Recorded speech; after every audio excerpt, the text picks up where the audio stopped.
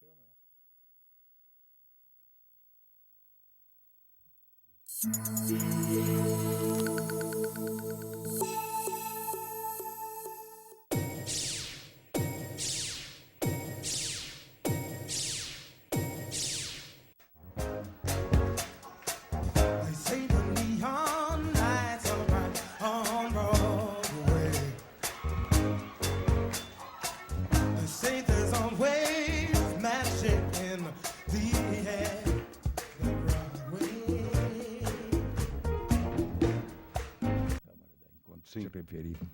Boa noite, queridos telespectadores de Novo Hamburgo, há mais tempo, há mais de 10 anos, nos acompanhando aqui na Vale TV. Mas temos também nossos amigos de Estância Velha, de Campo Bom e de Sapiranga, que prestigiam o programa Aurélio Deck Repórter, que ainda está com o Pela Cidade. Mas é Aurélio Deck Repórter mesmo. Hoje eu tenho a grata satisfação de entrevistar ao vivo e a cores o doutor Rui Engler Noronha de Mello, advogado, procurador, não é procurador da prefeitura, mas é assessor jurídico especial, e trabalha junto com a procuradoria, eventualmente como consultor, tendo em vista a experiência que tem. Boa noite, doutor, seja bem-vinda. Boa noite, Aurélio, boa noite aos nossos espectadores e cumprimentos pelo teu programa que eu tenho acompanhado sempre que posso. Muito obrigado. Quantos anos o senhor está como advogado, doutor? O senhor tem 70 já? Eu estou com 70 anos 70. E pretendo viver mais um pouco. Ainda tenho prazo de validade. Mais uns 30, e comecei a advogar em 1969. Primeiro como auxiliar, né, dentro da possibilidade naquela época que era permitido. Quem era o advogado que o senhor... Eu comecei a advogar com o meu pai, né, e mais tarde passei a ter uma parceria com o advogado Hernani Juchen. Exato, que era um advogado que atuava na área previdenciária e eu acabei naquela época, acabei me especializando na área trabalhista. E aí mais tarde acabei ampliando a minha atuação e em 77 comecei a assessorar a prefeitura e entrei no âmbito do direito público, do direito municipal, do direito administrativo e fiquei nisso até agora. O senhor já trabalhou com quantos prefeitos? Vamos rememorizar. Eu lembro bem. Eu comecei em 69, entrevistado a ele, mas eu vou pegar uma carona para dizer que eu também, a minha primeira reportagem, como repórter, escrito texto que eu fiz, estava contando para ele, foi na Zero Hora. A Zero Hora tinha um encarte aqui na região, chamado Jornal dos Sinos, que circulava desde Canoas até São Francisco de Paula. Eram 40 municípios que a Zero Hora tinha diariamente esse encarte. Então eu fiz meu primeiro texto na Zero Hora, fiz uma crônica sobre o inspetor de polícia que tinha vindo de Porto Alegre e arranjei a maior confusão. O cara acabou sendo transferido daqui, abriram uma sindicância, eu tive que prestar depoimento, fui processado. O primeiro texto que eu fiz no jornal. Começou o teu jornalismo investigativo. Que coisa impressionante. Que marcou a tua profissão e marcou o teu nome, a tua pessoa. Imagina, mas... Pois eu comecei a dar assessoria, primeira vez, com o prefeito Nelson Hitzel, né? Prossegui no assessoramento com o prefeito Atalíbio Foscarini. Na primeira vez? Já? Na primeira eleição. Mais adiante com Paulo Hitzel. Voltei a continuar dando assessoramento daí para o Atalíbio Foscarini, quando foi o segundo mandato. Acompanhei a eleição e fui convidado e participei do assessoramento do Ayrton dos Santos. Depois dele, Jair Foscarini. Depois do Jair, fui convidado e voltei a dar assessoramento para o prefeito Tarcísio Zimmermann. E agora, recentemente, em 2017, fui convidado e continuei dando assessoramento para a prefeita Fátima Dauti. E permaneço esses anos todos envolvidos. Cúmplice de tudo, entre aspas. Cúmplice e tem os méritos também de tudo que foi feito de bom e de errado na cidade. O senhor trabalhou por todos os partidos, doutor. É verdade. Sim, é verdade. Para todos. Suprapartidário. Qual foi o mais tranquilo de trabalhar? O prefeito mais tranquilo, sim.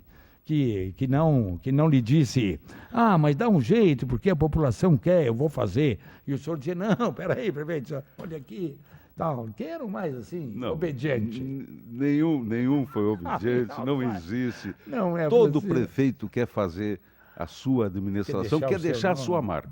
É mesmo. Então, isso mas realmente... tem os mais atrevidos, porque... Tem os mais preocupados, digamos assim, em respeitar os pareceres, as opiniões, né? Sim. Mas tem aqueles que são teimosos, né? Houveram aqueles que foram teimosos. Esses teimosos são os que depois acabam respondendo? Não é nesse sentido. Não no sentido não, de não, que eu não digo aconteceram, digamos assim, falcatrua e percalços, desonestidade. Não. Eu digo prevaricação. Novo Hamburgo tem um privilégio. Nós tivemos vários Sempre prefeitos com honestos, problemas, né? Sempre, Mas eu não me lembro de ter acompanhado nesses anos todos, né? Isso que a gente está assistindo hoje nesse país afora.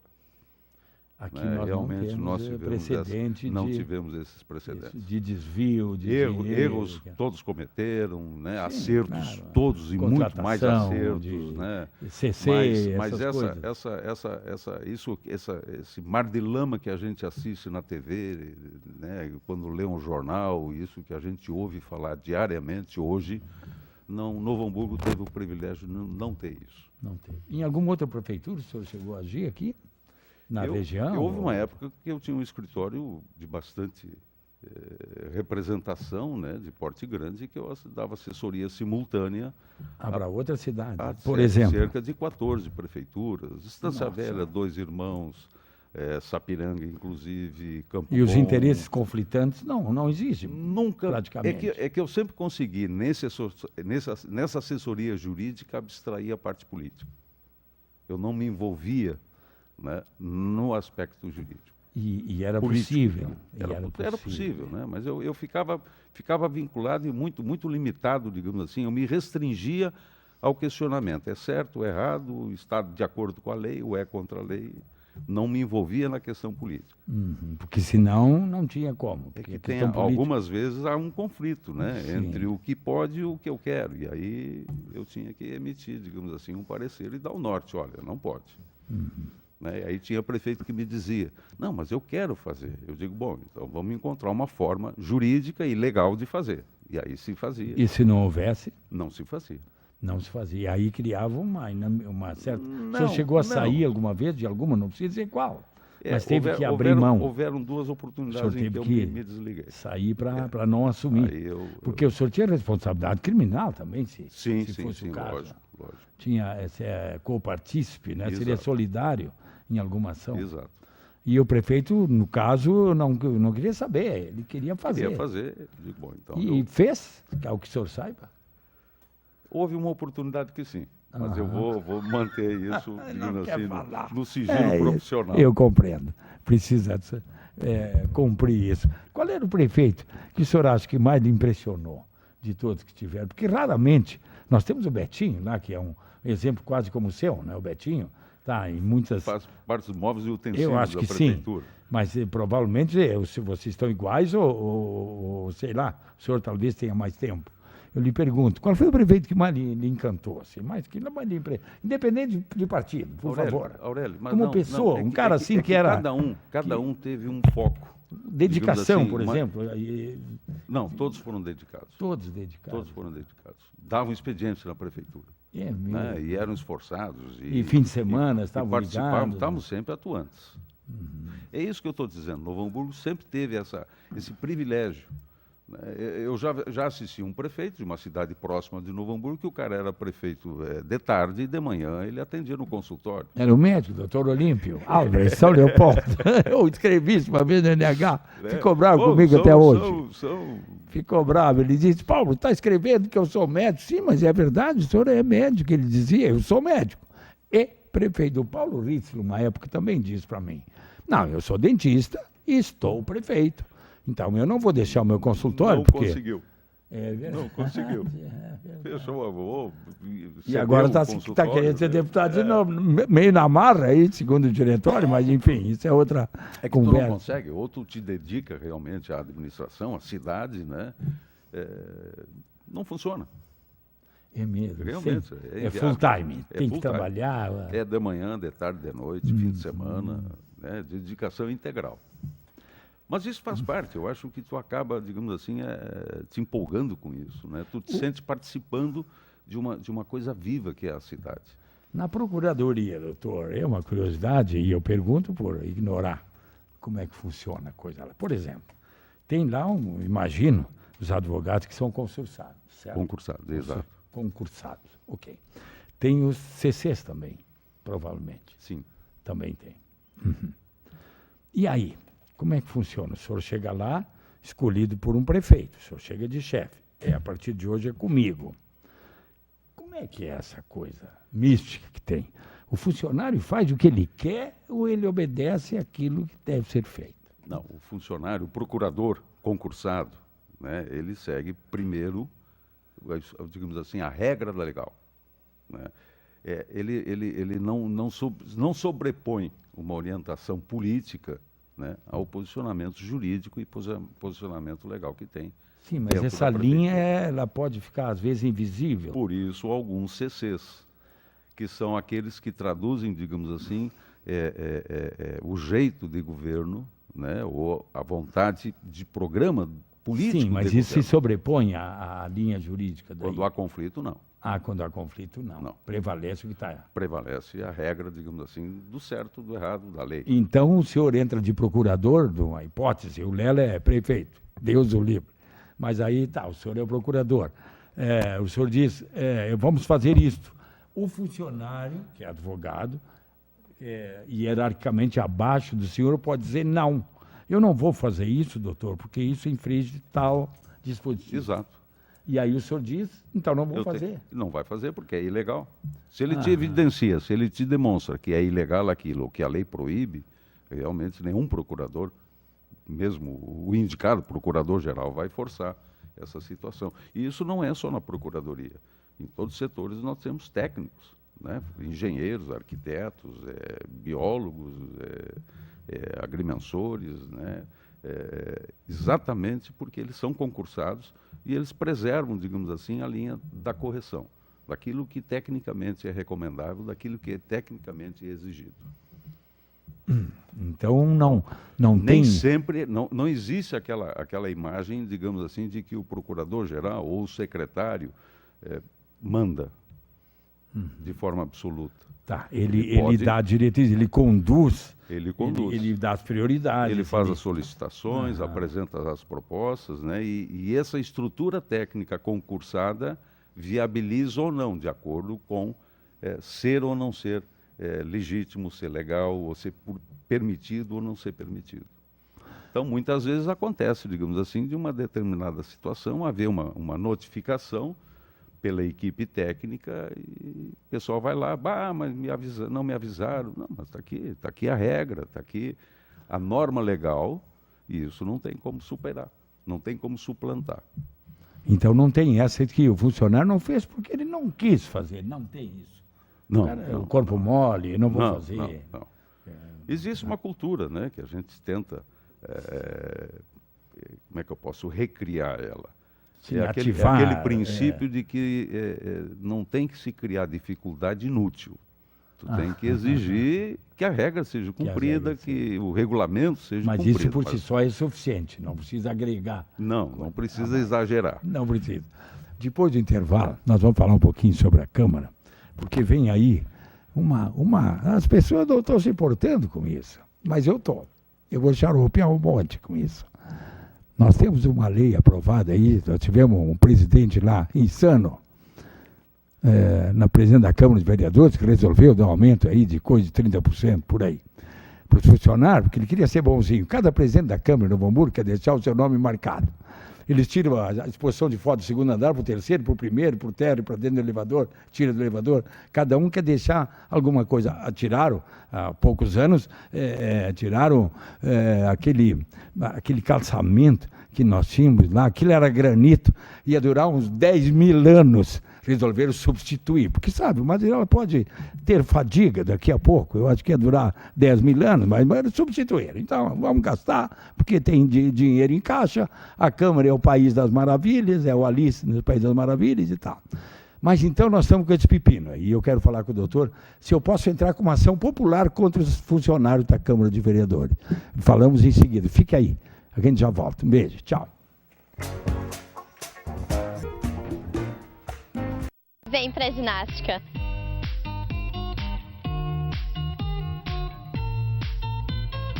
Vem pra ginástica.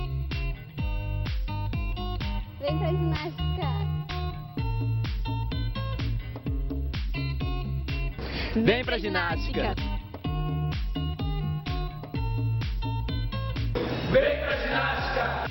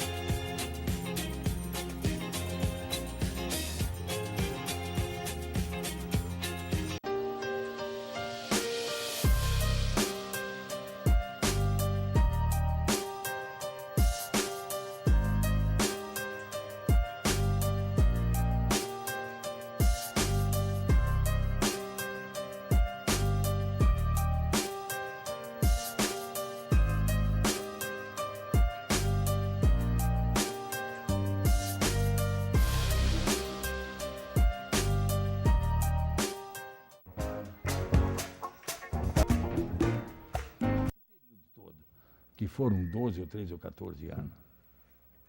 Tá na mão. Tá bom, vamos de novo, então vamos entrar logo nesse assunto. O senhor lembra quando um presidente da Câmara deu um aumento de 30%? O senhor lembra quantos anos faz? A lei é de 2004. 2004. Nossa, mãe. 2004, 2014. Nossa, 14 anos. 14 anos. 14 anos. Então, o bonzinho, né? Quem era o presidente, o senhor lembra? Só não é um compromisso seu de dizer. Não tem, mas só porque eu digo acho o nome. foi Sérgio Schuch. Ah, o Schuch, foi, é verdade. Eu tenho foi. impressão. Não Foi tenho ele certeza que fez, absoluta, que mas eu fez. acho que Bom, foi lamento, nessa época. mas, enfim, aquela coisa de marcar o seu nome, né? Então, um aumento completamente injustificado, porque 30%, credo, depois nós não tínhamos mais inflação. A coisa ficou absurda, um aumento assim extraordinariamente exagerado e tal, mas foi feito. Então agora a conta é do tamanho de um bonde. Me disse o presidente da Câmara, o Felipe, depois do ponto e contraponto, sexta-feira na Rádio ABC, ele disse que um funcionário da Câmara de Vereadores provavelmente vai receber R$500 mil de salário atrasado, por causa desse aumento que agora o Tribunal de Justiça diz que tem que pagar. Pague-se. A Prefeitura vai ter que pagar. A Câmara vai pagar daqui para frente com um aumento de 30%. O retroativo vai estourar no colo da prefeita Fátima, que depois de amanhã está voltando, se é que vai voltar. Se ela souber dessa notícia, talvez nem volte mais. Não, volta com certeza. Volta. Então ela volta e vamos enfrentar. Eu quero ver como. Então, doutor, eu lhe pergunto. Vamos lá. O tribunal tem que pagar? Decisão, como é que é aquela máxima? A decisão judicial é para cumprir. Se não é para para se recorre. Não se recorre. O que aconteceu nesse processo? Foi alegada a inconstitucionalidade, porque a tabela de salários da Câmara era diferente da tabela de salários da Prefeitura. E existia uma regra, existe hoje ainda escrita na Constituição do Estado, de que quem for motorista da Câmara ou quem for motorista da Prefeitura devem ganhar igual salário. Ocorre que a Constituição Federal foi alterada e eliminou esse princípio de equivalência ou de isonomia. Isso lá por 2000, mais ou menos. Por 2000. E eliminou essa equivalência. Então a Câmara poderia ter feito. E houve recurso da Câmara de Vereadores contra a decisão, porque o Tribunal de Justiça julgou procedente a ação de arguição de inconstitucionalidade e declarou a lei inconstitucional. Sim, ou seja, favorecendo... Preservando o princípio da isonomia. Ok. De acordo com a Constituição do Estado.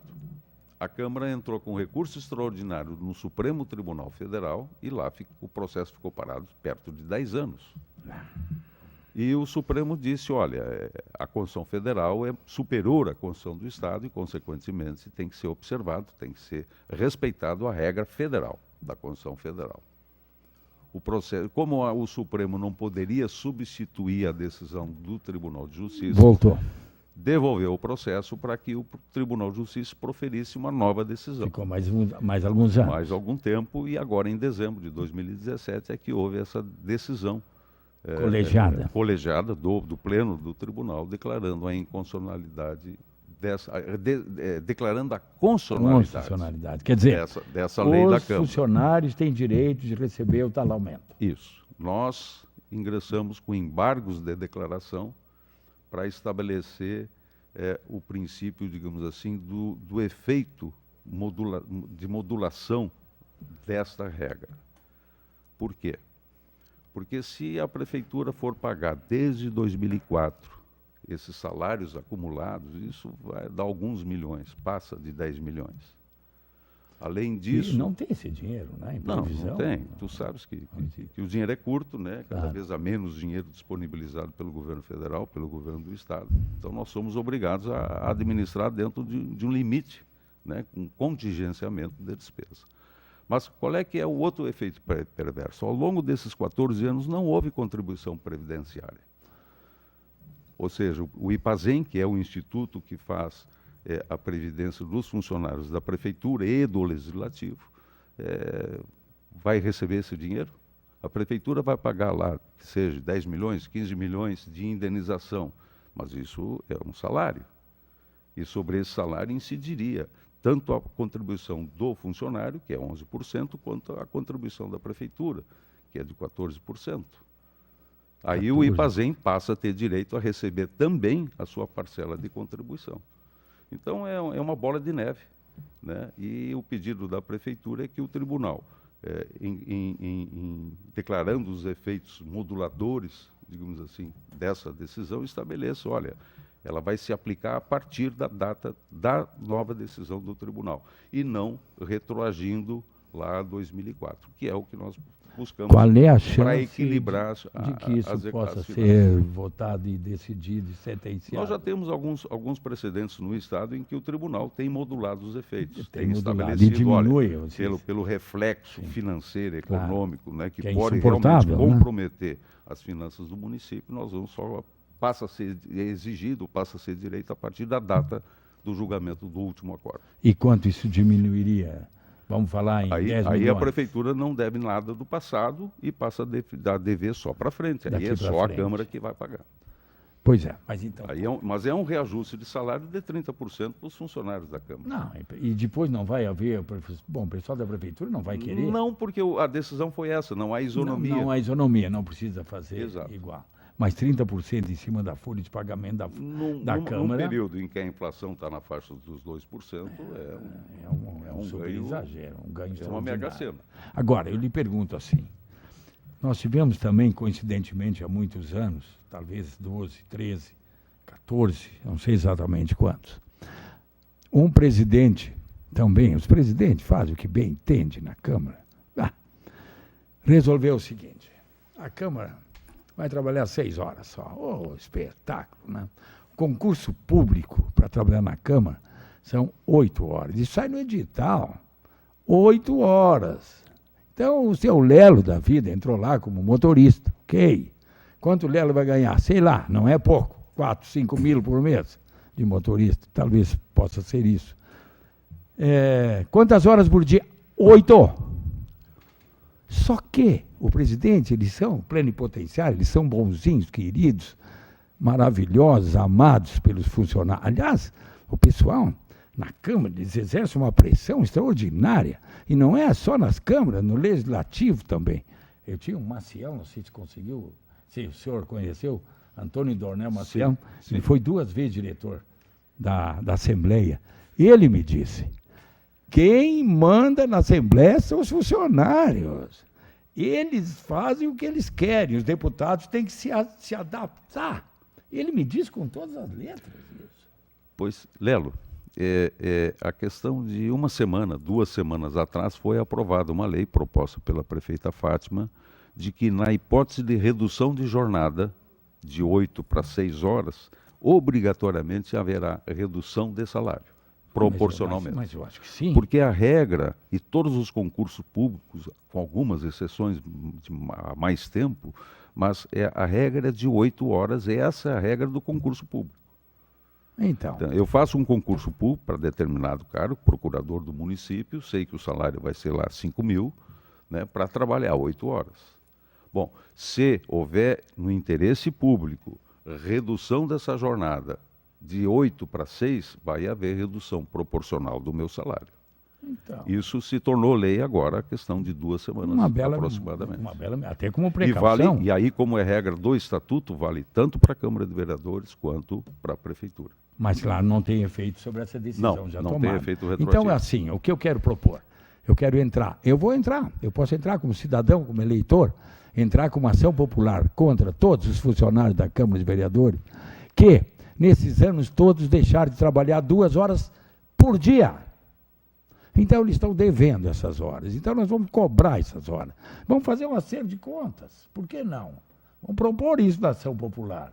Se nós temos que pagar tantos anos que eles deixaram de ganhar 30%, nós vamos cobrar, isso vai dar de 8 horas, 2 horas, vai dar 20%.